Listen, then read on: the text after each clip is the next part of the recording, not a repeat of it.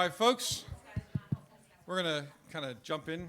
For those who don't know me, I'm Jonathan Maberry. I know some people came for the class, not necessarily the weirdo up here teaching the class, but Jonathan Maberry. My background is I am a multi-genre author. I write horror, science fiction, fantasy, several genres of fantasy, mystery, thrillers. I write comics for Marvel, IDW, and Dark Horse, and a couple other places to be named soon. I edit anthologies, and I edit Weird Tales magazine. In fact, we just have our anthology for the 100th anniversary just came out. It's available at Blackstone. Also an executive producer for various TV and film projects based on my own works. I want to talk about how to build kind of a recognition pattern for yourself within fiction by not following traditional lanes. It's pretty easy. If you want to write a vampire story, it's pretty easy to say, okay, crosses, sunlight, garlic, all that stuff. But here's the thing. If you stick within the tropes, especially the overused tropes that define certain, I'm using monsters just as a starting point here. If you follow those tropes, one of the problems is, well, it's a couple problems. One, everyone knows it. So if you write a vampire story, the reader is going to absolutely know how that vampire could get killed by the end of the story. Okay, if you don't have an action hero, they'll pull a curtain down, and sunlight will kill the vampire, blah blah blah. But here's the thing: none of that is in the folklore of vampires. There are no vampires chased off by a cross anywhere in folklore in the world. There's only one vampire species in the world that is afraid of sunlight, and that's the Jiangshi of China. There are no vampires killed by stakes through the heart. Stakes were used to hold the vampire down, usually through the stomach, hold them down so that they could do the ritual of exorcism, cut off the head and so on. Sunlight was never fatal to vampires. In fact, most vampires in folklore walk around by day with not a problem. That was added to the folklore by F.W. Murnau, the filmmaker making the silent film Nosferatu. They had run out of money, couldn't film the big ending. Half the crew had walked off because they weren't getting paid, and the lighting guy said, look, we've shot the vampire in darkness all this time. Why don't we make it that he can't abide the light? And the director's like, sure, fine, whatever. And now it's sewn into the fabric of what most people think is the actual folklore of vampires, et cetera. And there's tons. Same with werewolves. Cycle of the Moon, nothing to do with werewolves. Silver Bullets, nothing to do with werewolves. And if you go into the folklore, what you can get is you can make a monster story that you can call a vampire story or a werewolf story, but with a type that the reader won't know. It's taking you out of the zone of just following the easy path. And part of experimental writing is taking risks in theme, but part of it is taking risks in getting off your ass and going to do something that takes a little more challenge. And I'm a big believer in that. In my career, I'm a traditionally published author. So just say that and going in. But in my career, one of the things I've done is looked for opportunities along the way that take me outside of my comfort zone for a couple of different reasons. One, in the comfort zone, skills often stagnate. And writers should be in love with the absolute malleability of the elements of craft. We should be able to take figurative and descriptive language and explore its nuances. We should be able to take point of view and voice and tone and so on and be able to explore them. And when you're writing too much in your comfort zone, there's a tendency to keep using the things you've used before because they worked before, and it becomes a rinse and repeat thing that doesn't always have new life. It's one of the reasons that series often have that law of diminishing returns thing where they get less and less profitable because there's less and less newness to them. So changing things up. It's one of the reasons that over the last 15 years it's become more and more common for writers to kill off a central character in midway through, say, book 2 or 3 for shock value. Well, that's shock value. That's not growth in artistic use of your creative skills. I like looking for projects that make me have to learn new stuff too. And I like projects that have to take me out, that force me to go outside my normal thinking. An example of this. An editor, John Joseph Adams, had invited me into an anthology called Oz Reimagined. They were Wizard of Oz stories. And he was getting, mostly horror writers, but writers of, science fiction and fantasy and so on, to write new Oz stories for a new generation.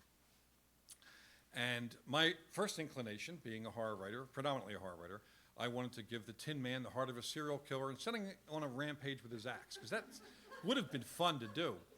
But that would have been fun to do because it would have been easy for me to do. It would have been in my comfort zone of weird horror stuff. But it doesn't address at all the needs or expectations of the readers who are going to read the book. And who reads the Oz books? Little kids. Scary for a little kid is a little different than scary for somebody like like me. I'm a big guy and martial arts guy. I'm not scared of a lot of things, so I don't want to go terrify a child. Also, magic and supernatural are different with kids. There's a gentler touch to it. So I reread a couple of the Oz books, and I wound up writing a story about a little winged monkey girl whose wings are too small for her to fly, so she looks for magic traveling shoes so she can go all the places her wings won't take her. Really charming little story. And as I'm writing, I'm like, because it was so not me. I mean, I was, like, honestly, I had just finished writing 3 pretty visceral vampire werewolf, adventures, and now I'm writing this cute little story, and I sent it in anyway. It was the first time I'd ever written anything in the middle grade zone, too. Sent it in anyway, and not only did it get picked up, for the anthology, it was featured in a lot of their press, and it got pulled out on a lot of the bigger reviews, which surprised all of us. Then about 3 months later, I got a letter from the estate of L. Frank Baum. And I'm thinking, oh shit. Because I didn't think anything good could come of me opening that envelope. And it turns out they liked the story. They said of all the stories in the book, it honored most the gentleness and imagination and fun of Oz, and they would like to henceforth add it to the official chronology of Oz. It is now an official prequel to The Wizard of Oz. Yeah, now, thank you. I may have ugly cried. It's possible. The thing is, though, that would never have happened if I had stayed in my comfort zone. I might have turned in a story the editor might have taken anyway. He might have taken this serial killer story, and sometime I might write that story for my adult readers. But I took a risk and got into the heads of a different group of readers, different demographic. And by doing so, it changed my verbiage, it changed my approach to the use of these craft elements, and allowed me to write something that showed that I could write that. And over the years, I've kind of become known as the guy who will try almost anything. And I've been offered a lot of fun projects. I had Blizzard Entertainment hired me to do a short story tied to the release of their Diablo 4 video game, which I have never played. I am not a video game guy, but they said, would you be willing to do the research and take a swing at it anyway? And I'm like, yes. And now that's out. When Marvel Comics called me up and asked if I would like to try comic books to write for Marvel, which, by the way, is the stupidest question anyone's ever asked me. Would you like to write for Marvel? My response was yes, even though I had no idea what a comic book script looked like, no idea of the form or anything. But I said yes. And the reason I said yes is I wanted to be able to try something that I hadn't done and add more things to my toolbox, which in turn means there are more potential avenues of income.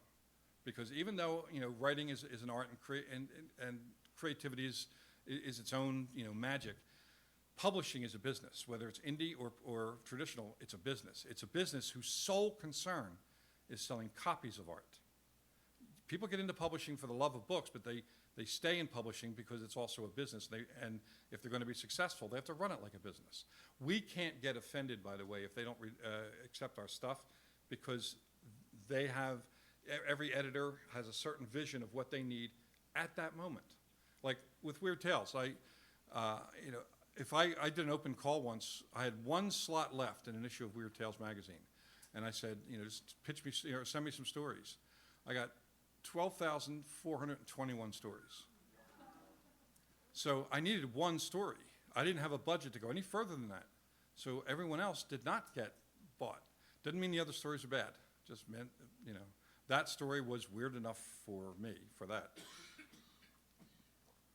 But another part of this is deliberately going outside your comfort zone. I mean, being offered a gig and then going outside your comfort zone is one thing, and that's its own has its own merit. That's why I recommend people look for anthologies that maybe you can get into or either pitch to or submit a whole story to, that are outside your comfort zone a bit. And you can do it incrementally. Like if you're a romance writer, then maybe try a paranormal romance. Maybe try a historical romance. Try something that's not the zone that's comfortable. If you're a science fiction writer who likes writing hard science, go to a space opera. So that you have to dial down the hard science in favor of more character development and adventure. You can try all different things to build up your skill set, and then look for new ways to build that skill set in career terms, because I like having multiple income streams. I am a professional. I want to stay a professional. I grew up poor. I don't ever want to be poor again. So I want to make sure that I can put a book out on this subject, or a short story collection out on that subject, an anthology on a different subject, and get them all out there cranking. There are ways to find new markets. Like, for example, if there's a genre that you think you might want to try, I really recommend trying it first in the short story form. Short stories have a lot more grace than novels do. First off, there's less financial investment on the part of any publisher. With a novel, there's a lot. Like, it carries a lot of financial, the design, the editing, the packaging, shipping, all that stuff. And if it fails, it can take down your career. Short story, if it fails, it doesn't do anything to your career. But if it's something that people really notice, then it does. But one of the biggest things about short stories, it gets you on the radar of editors. A lot of editors, myself included. I mean, this is my 23rd anthology. I've got one more coming out. I'm always looking for talent for my next book. Not necessarily all marquee names that I would put on the front cover, but writers who maybe haven't had their moment yet, but the talent is there. I love looking for. I like including people in all my anthologies, in my magazine, that maybe not are not household words, maybe are not even household words among people in the specific genre, but have the talent and maybe the interest of trying something a little new. That allows me to bring in unique voices, and it also allows the magazine to have a variety of, rather than just the same old names. Now, when I am looking for new talent, though, what makes something really stand out is when somebody's taking a little bit of a risk in the story. If I'm reading 10 vampire stories, and one vampire story isn't about drinking blood, but it is about, say, maybe stealing the emotion of optimism bit by bit, well, that would be a completely different story for me. Vampirism is as a concept rather than a vampire of a specific type. That would be really interesting. If I was writing a children's sports book and it was about boxing, I don't think I would actually put a boxing match in there. I think I would actually take it from the point of view of having failed at boxing, and what happens when people think you're not brave enough to even do that sport. Well, that gives me a character dimension, a character direction to go in. It's still a sports book, but the sport's absent from it. Sport's only referenced in it. That would be taking a twist. And sometimes it's going way out of that. Easy way to find it. So if say you wanted to do a steampunk story. Now, steampunk's is a category of science fiction that gets no love at all in the novel format. No love at all. Editors, if they see the word steampunk, they'll freak, But in short stories, steampunk's great. I have my last anthology of the year will be out in December, and it's Weird West, and it has some steampunk stories in there. The thing about these, you take something like steampunk, you can go onto Google or whatever search engine you like, put in that word, put in the word guidelines, and then set the search to, say, the last year. Now, guidelines are submission guidelines. So usually if you have a literary genre or subgenre and the word guidelines, it's going to pull up submission pages. That's one of the shorthands for it.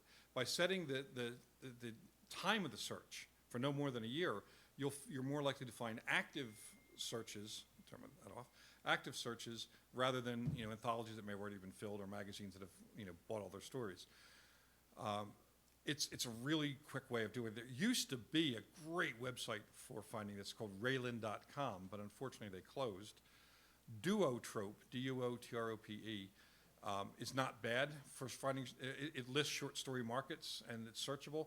Not as good as Raylan was, but it's right now currently the best one out there. I think they went to a for pay market, pay model though, and there may be a free version of it too, but it's worth looking into. But I like the Google search of guidelines. Also, most writers' organizations, if you join, and a lot of them do take indie writers these days, which they did not. Horror Writers Association, for example, does. The International Association of Media Tie-in Writers, of which I'm president, we do. They often list either on their website, their newsletter, whatever, new markets. The upside downside of that is they've done the work in searching for the market. The downside is everybody gets that same newsletter. So I like doing the search myself. I generally don't like following pack behavior. I'm more predator behavior. So I go looking for something myself.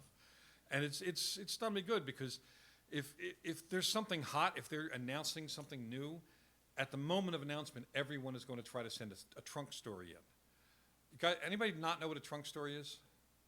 Okay, trunk story is something you've written that you haven't been able to sell and it's sitting around, and any opportunity to submit, you just throw that at it even if it doesn't fit the actual guidelines. Every editor can spot trunk stories, every editor hates trunk stories. I was editing a tribute anthology to Scary Stories to Tell in the Dark. It's called Don't Turn Out the Lights, official tribute, which was fun. And I had writers sending me, this was a middle grade, and even younger middle grade anthology of horror stories that we did not want romance. I mean, we're talking fourth graders. Romance, I don't want romance in that story. I mean, it may happen. I don't want it in my stories for this anthology. I don't want visceral stuff. I don't want somebody's getting their stomach cut open and their visceral guts flopping out. YA, you can get away with some of that. Not learn understand what the market is, what those kids are likely to be reading. Doesn't have to be completely sanitized, but come to earth here. But they would send me stuff with like I got one story said at the prom. It's not middle grade. You don't go to a prom in fourth grade. I had one story that had explicit sex in it. It's like, it's middle grade, man. That's kiddie porn, man. Go away. And we just threw tons. We had to throw tons of stories away because they either didn't read the guidelines, didn't care about the guidelines, or thought we'd be too stupid to notice. Now, not only does that not sell the story, editors become aware of the people who are sending junk. I have a list. So just find something new. Now, a kind of a good way to get into gear to do that, get a bunch of writing prompts. Put some writing prompts together. Like if just look for a list of genres, right? Actually, if you go to my website, jonathanmaberry.com, there's a page, and spell my last name right, Maberry, not M-A-Y. On my website is a page called Free Stuff for Writers. And literally it's that, download whatever you need, comic book scripts, query letter, whatever. But on that page are also lists of subgenres: romance, western, science fiction, fantasy, horror, thriller, mystery, the subgenres. Just randomly go through those lists, pull up a subgenre, and give yourself a writing prompt. And the next morning, take 15 minutes and write a page of that writing prompt, just one page. Like I used to do this early in my writing career, so I would pull one up and say, write the first page of an insect western. Okay, I'm writing that. Next, write 2 pages of a children's book about a confused centipede. Okay. Next one was write the last page of a heartbreaking romance, and I wrote that. So what I'm doing is each day I'm looking for a writing prompt that takes me outside my comfort zone. I don't ever want to get to the point where someone says, here's a paycheck if you're willing to write this. I don't want to have to say I can't. Now, there are things you can say you won't. I was once offered to write the script to restart the Saw series of horror movies. That is not my genre. I mean, it's horror, but it's what we call torture porn. I'm not there. I turned it down. But that's not because I couldn't write it, it's because I didn't want to. But there should be very few genres or subgenres that you ever say, I can't write, because you want to be able to go write that thing. And you may find some of your biggest successes come out of going outside your comfort zone. Another example, I had an editor friend of mine, novelist and editor, Christopher Golden, invited me into an anthology long time ago, 2009 I think it was, 2008, called The New Dead. He wanted it was zombie stories. We wanted zombie stories that would take each writer outside of our own personal comfort zone. At that time, I had never written a post-apocalyptic story, and I had never written a story with a teenage protagonist. So I wanted to, the whole prompt there was to do something outside my comfort zone. I had no experience with either, so that's what I did. I wrote a story about a kid growing up 14 years after a zombie apocalypse and learning the trade of being a zombie hunter from his older brother. And I liked the story as I was writing. It was a different voice. It was filtered through the kid's POV, third person but deep POV. And it was a different kind of story and even had a tearjerker ending. And when it came out, there were some really good reviews on it. And my agent saw the reviews. Agents generally don't read your short fiction. They usually don't handle it because there's not enough money in it for them. And she read the story and said, I think this is the opening of a YA novel. And I hadn't read YA since To Kill a Mockingbird in the 7th grade. So I thought she was nuts. It's the first of many arguments I've lost with my agent, by the way. Many. So I said, well, she said she wanted to take it out and shop it. I said, good luck with that. 11 days later, we had a 4-publisher auction, and Simon & Schuster came out high bidder and bought that and 4 sequels. Now, I could have said, I don't read YA, I don't know YA, I don't want to write YA, and that book wouldn't have happened. That book has gone on to become required reading in 8,000 schools around the world. It's being made into a film. It was adapted into a horror comic for Webtoon that became the #1 horror comic on that platform, et cetera, et cetera. I think it's the hardcover's in 26th printing now, something like that. Rot and Ruin. It's now a 7-book series too. I actually will be selling some copies of it on Friday at the thing. I have a bunch of books I'm selling. Little short plug. All my profits from the book sale on Friday go to no-kill animal shelters. So 100% of the profits. Take my money. Yeah. And if I know a couple people have taken some of my online classes, all of that money is split between women's shelters and no-kill animal shelters. So, 100% of the profit from my workshops go there, and that's fun. It makes it more fun for me to teach them too. But book sales, all of that goes to good stuff. So that was me taking a risk. Marvel Comics was a risk. When they asked me to write comics, after I got off that call, I'm like, what the hell do I do now? So I went to a bookstore, back when Borders was still around, and they had comics racks near the magazine racks in the coffee shop area. I got 4 or 5 comic books, sat down with my laptop, big cup of coffee, and I knew that the one thing I knew about writing a comic book script is that the writer decides how many panels, and he gives art direction for what's in each panel. Unlike, say, in a children's picture book, where the writer is generally not allowed to give art direction, which makes no sense to me at all. That's why I don't write children's picture books. So what I did is I simply reverse engineered it. If I knew that the writer gave the art direction, wrote the dialogue, plotted everything out, paced it by picking the panels and so on, I figured I could just reverse engineer that. And it took a while, and I reverse engineered a couple of Marvel comics, because the first things they wanted me to do was a Punisher, it was a Wolverine 8-page, and then they were leaning toward a Punisher thing. So I read a bunch of those, and I reverse engineered. And I felt I had a good idea of what a comic book script looked like. And I looked up samples online, and I found that almost every sample is different, because there is no industry standard. But there are some that are not standard in terms of enforced, but you see certain structures that are very common. Most of the guys I know who write for comics don't use special software. I thought I needed to download Final Draft or something. It's Word. It's tabs and all that in Word. There is a comic book script sample on my website that you can download. So I started writing for comics. And it was a learning curve, because as a novelist, and I write thick novels, as a novelist, I wanted to put in a lot of that dialogue that I love so much. And of course, I got a note from the artist saying, at some point, would you like the readers to actually see the art? Because there's all these word balloons in there. Oops. So I edited, But there's been a bunch of things that have come at me that are opportunities to do something I'm not comfortable with. And it's fun. I don't know if any of you ever watch on YouTube, there's a group called Yes Theory. Anybody watch Yes Theory? I should. It's a group of young guys who go all around the world doing crazy ventures. Their motto is seek discomfort. And they're always going outside their comfort zone. My biggest career successes have been outside my comfort zone. And that's the fun thing. The stuff that I think will be big, I mean, I've had successes within my comfort zone, but my biggest wins were outside. And that's been a good lesson for me. And that lesson actually harkens back to a bit of advice I got from an author named Richard Matheson, for anyone who's ever familiar with him. He was one of two mentors I had as a kid. The other was Ray Bradbury. And Richard Matheson, no two of his books would fit on the same shelf. I mean, most people know him from I Am Legend, but also What Dreams May Come, Somewhere in Time, Stir of Echoes. I mean, the Night Stalker TV movie.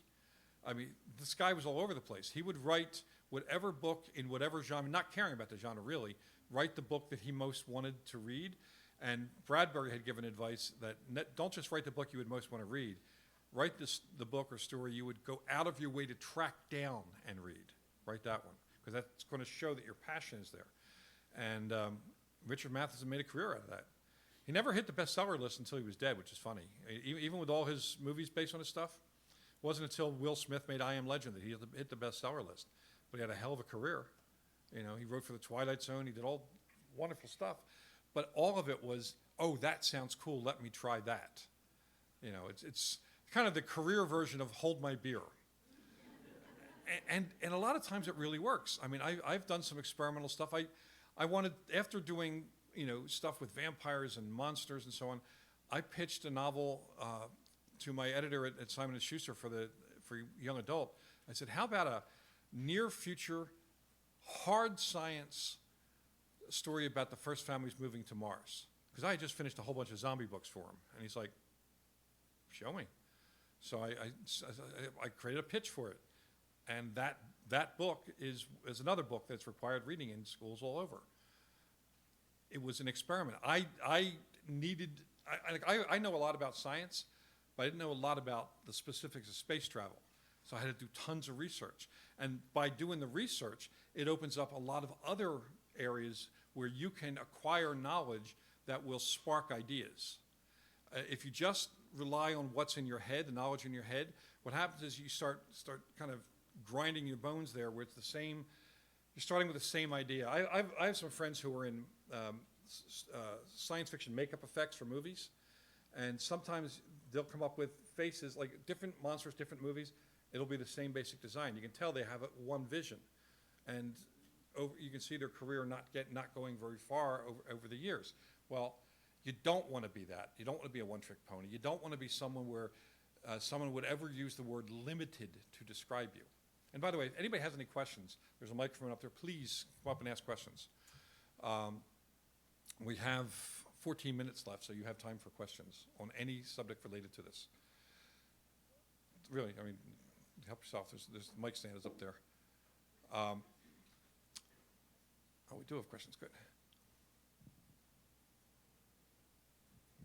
Hi, my name's Melissa Storm, and I am loving your talk so much. I was wondering how you feel about pen names, because I've written over 100 books, and I just get bored. I feel like I've done and said what I need to do in a genre, so it's time to move on, usually at the peak of my success in that genre, and start over. Do you think that's a mistake? Should I be writing outside my comfort zone? With your own name, yes. Even sexy versus clean versus fantasy? The only time I recommend pen names, if your career has crashed so hard that your name has become toxic to editors and your agent can't sell it, pen name, sure. But generally, that's not the case for most people. Or if you're writing erotica and you're a nun, okay, maybe pen name sounds like a good call. But I used a pen name exactly once in my career. I had a 4-book deal for a nonfiction when I was writing nonfiction. Did 3 martial arts books, and then for the 4th book, I proposed a book on supernatural folklore. My editor thought I was nuts and asked if I would write it under a pen name, which I did. That book outsold my martial arts books 30 to 1. and I wanted to then start writing fiction, and I went back to my own name, but I had a tough time rebranding myself from that. So if you have a social media presence with your name, you're going to lose that when you go somewhere else. Pen names, I just don't like it. We are the brand. Everything we write is a side effect, it's a byproduct of the brand. In a social media era, brand recognition really plays. I mean, it's really important. So if we leave one brand behind just because it may have gotten stale, or maybe because we think we're stale because we're associated with that brand, just change genres and still write. I write for middle grade, YA, and adult, and my adult stuff is edgy. There's a lot of explicit sex scenes. There's violence, all the same name. So. May I ask a follow-up question? Sure. Since no one's in line behind me? I can ask all the questions. I'm known pretty well as Molly Fitz for writing talking cat cozy mysteries, and I've written probably 35 books with talking cats, and I'm so fucking sick of it. But I have such an audience and fan base, but anytime I've tried to write anything different, it just doesn't work. Is there a way that, I've always believed my slogan is follow your weird to success, and I've always been the most successful when I'm the most bizarre. But I find the right readers for that one thing, and they won't let me do anything else. Do I just keep doing it until they accept? Who won't let you? They won't buy it if it's not a talking cat. Well, that's the thing is they won't buy it, but they're not the only audience. You know, when I go into a new genre, I start building. First thing I do is I start friending a lot of the writers who I'm reading in that genre, and then I start friending their reviewers, the people who are posting reviews. I start making them part of my community, so that I'm building a presence with, and I comment on their stuff. So I start building a presence. My name recognition becomes part of the conversation about books in other genres, and that starts attracting people to me. Sometimes they'll try take a shot at a new book, but I'm now writing deep space science fiction for the first time. My first just came out. That's an audience I had no footprint in at all. I mean, I'm not talking the YA book I did. I'm talking deep space, aliens, monsters, that sort of thing. I've had to spend some time between selling the book all the way up to its coming out, doing a lot with the science fiction community. And in fact, one of the results is I just got invited to be guest of honor at a science fiction convention in Pennsylvania, which I'll be at next week, because I've become more visible in the science fiction community. I took a shot. I tried epic fantasy. I did 3 epic fantasy books, and I spent a lot of time in the epic fantasy community and made friends. And there was some chat, some groups I'm still active with, and now they're buying my books. They're not the same people that are buying my thrillers. So it's a different audience, and you have to go through that process of building it up again. But one of the other things is once a new group becomes familiar with your work, there's going to be some cross-pollination, and you will be part of the conversation as one crosses over and talks to the other. It builds outward. When I started, my community was all horror. Now I'm in probably 10 different parts of the conversational community. It takes time, but you can get there for sure. Thank you so much. Sure. I really, really needed to hear that today. And you have a cute dog. Other questions? Okay, good. Questions? So I was just wondering, because I know you said, you never thought you'd write young adult, and here you are writing young adult. But then when you had the opportunity to write Saw, you're like, well, I write horror, but not that kind of horror. So how do you distinguish between this is stepping out of my comfort zone and this is a good fit versus I shouldn't touch that because, Well, Saw, I find the genre offensive. Okay. Because it's torture, often misogynistic torture, and a lot of it is torture and pain for its own sake, for the amusement value of the torture, as opposed to somebody's rising above or struggling through, or there's no win at the end, there's no upside at the end. It's all downside, because even at the end, the villain is still somehow alive. So it's just that. And to me, that's the worst kind of exploitive crap. And I don't want to be associated with crap. I want to be associated with good, with fiction that I believe in. Now, I have friends who write that sort of stuff. I have friends who write splatterpunk and transgressive fiction, and that's great. I'm not a fan of it. I like them. I just don't like the fiction. But I'm not going to write it. Also, I have to think a little bit about what happens with my younger readers. If I'm doing a movie like Saw, torture porn is something that is reviled pretty heavily across the country. I don't feel like going to kids' book fairs as the screenwriter for the latest Saw flick. That doesn't feel good. Now, I had V-Wars on, which is a vampire flick. There's sex and violence in that. A vampire TV show. I've got horror stuff coming up, but they're my own personal buttons. Racism, misogyny, homophobia, those things. If they're the front writers, if that's the reason people are finding the show amusing, yeah, I'm out. And are there any other specific genre of work that you've turned down, and any other genres that you're like, I have not yet turned down any project that I felt would stretch me. Okay. The only stuff I turn down, I get invited to a lot of anthologies. The only stuff I turn down is stuff I don't have time for, or I feel I've kind of done that, said that, But I take weird stuff. I just did a Winnie the Pooh versus Cthulhu story. I had so much fun with that story. Yeah, the title's "In Which Eeyore Sees Forever." It's. But no, I don't turn a lot down, except for time. I just the opposite. If somebody says, "Hey, would you want to write a straight romance story?" I want to. Yeah, sure. If the pay is good, I'm very mercenary too. Like the video game stories I'm writing. I'm not a video game guy, but they're paying me. They're overpaying me to write these stories. So sure, feel free. And are the stories in the? Is it what's used in the video game? No. The Diablo 4 one's already up. They post them online as free stories. To kind of hype the thing. I'm doing some Amakatsu, Tamsin Muir, others. Oh, cool, awesome. Yeah, Well, fun. thank you. Sure. Hello.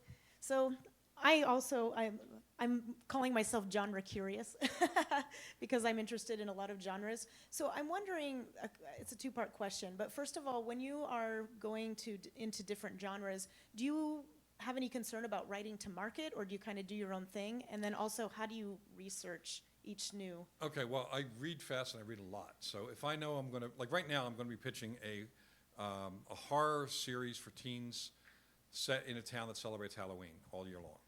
So I'm reading a lot of books in that zone, that same age group, as close to similar themes. I want to see what's been written. I want to understand what techniques were used to make certain books successful. I want to see if there are things that don't work for me, because I want to have a clear understanding of my opinion of it. And then I dive in and outline it and get rolling. The research is usually based on building list of books that matter, works that matter, so I can read them and become familiar with them. I don't believe in writing in a genre that you haven't read, and especially read deeply, and I read deeply. So, and you said, what was the other part of the question? Oh, it was just about if you were concerned about writing to market. So. Oh, as far as writing to market, it depends on where you are in your career. When you're starting out, it's really tough. If you're a fast writer, you can write to market. I had a publisher ask me a little over a year ago, any interest in writing epic fantasy? And I had never done it before, and so I said, sure. I pitched it to him. We had a deal within that day, and he had a 186,000 word novel in 3 months. So I know I can deliver that fast. I couldn't at the beginning of my career, for sure. It took me 3.5 years, my first book. So I can risk writing to market now. I don't recommend that for most people. If you're self-publishing and you can write fast, then of course, you certainly can. So you're suggesting then just to kind of go with the story you feel like you want to write and don't think too much about trying to hit the market? I mean, you can write in a genre, but there are certain genres that are not really going to cold. I mean, if you're trying to write something that's going to tap into something that's pretty much a cultural zeitgeist, no, it's going to pass. We're too fickle, But an enduring genre, like if you want to write historical fiction or historical romance, for example, that genre is never going away. So it's a solid genre. Yeah. Okay. Sure. Thanks very much. One more question? There's this young adult thing where 2/3 of the way through the book, the main character's dog or horse or best friend gets killed.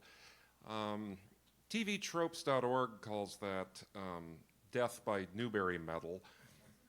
And my comfort zone is I swore I'd never do that, but at the same time you have to.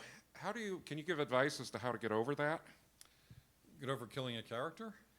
Yeah, killing your favorite characters. Well, I kill characters if it absolutely matters to the story. There's a character I killed off in the second of my young adult novels. I still get hate mail for. I mean, not joking. Hate mail from children around the world for that.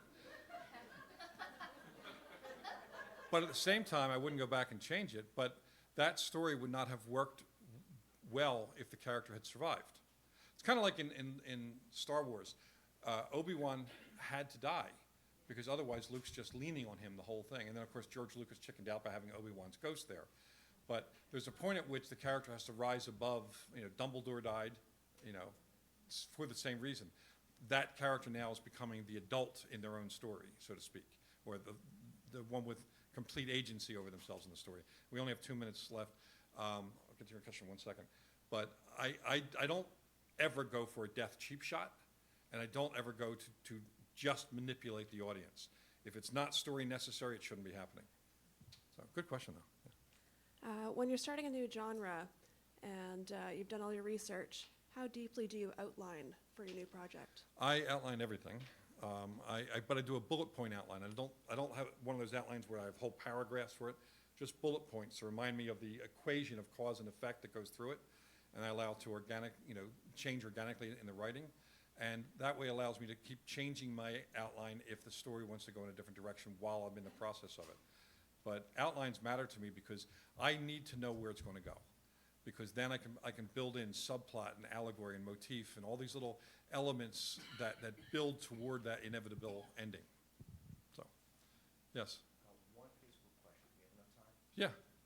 Okay, this comes from Kelsey Book. Our question is, do you have advice for someone looking for the spark to write again after 3 years of not writing, no matter what genre it may be? Yeah, actually, take 2 characters and have them talk about something. Just start writing a character conversation with two people, because as soon as you connect with characters, you start connecting with wanting to tell their story. If you start writing just a story, there's no real heart. There's nothing to be empathetic with. But if you start having characters talk, they'll talk you into writing the story, essentially. I love doing that. Also, the David Morrell method is really great, too. Do an interview with the character.